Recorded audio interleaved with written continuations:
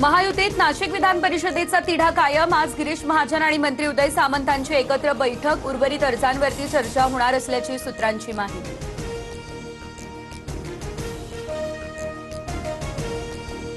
नाशिक जळगावमध्ये बंडखोरी शमवण्यात महायुतीला अपयश। 10 ठिकाणी मात्र महायुतीने बंडखोरी शमवली।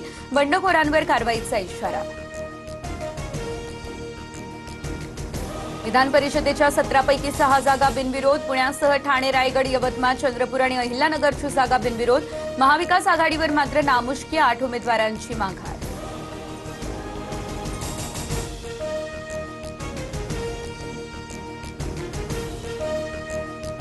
नाशिकमध्ये भाजपचे बंडखोर असलेले गोकुळ गीते यांचा अर्ज कायम। शिंदेचे उमेदवार नरेंद्र दराडे यांच्या विरोधात गोकुळ गीतेंची लढत होणार। जळगावमध्ये शिंदेच्या बंडखोर रेश्मा काळे यांचा सामना आता भाजपच्या नंदकुमार महाजनांसोबत।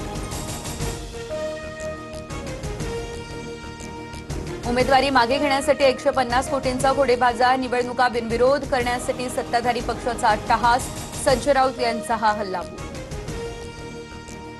काँग्रेसकडून राज्यसभेच्या उमेदवारांची घोषणा। कर्नाटकमधून मल्लिकार्जुन खरगे, पवन खेरा, मनसूर अली खान यांना उमेदवारी, तर मध्य प्रदेश, राजस्थान, तमिळनाडू आणि झारखंडचेही उमेदवार जाहीर।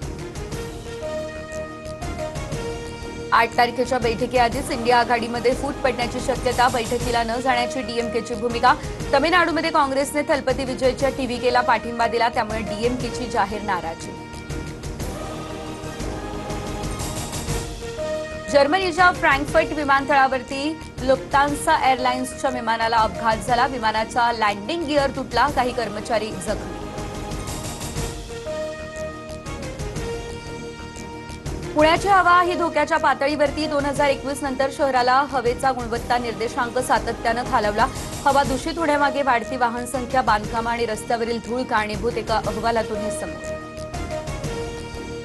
कल्याण डोंबिवलीकरांवरती पाणी संकटाचं सावट। उल्हास नदीची पाणी पातळी घटली। जलउत्साह केंद्रातील पंपिंग बंद, परिणामी अनेक भागांचा पाणी पुरवठा कालपासून ठप्प।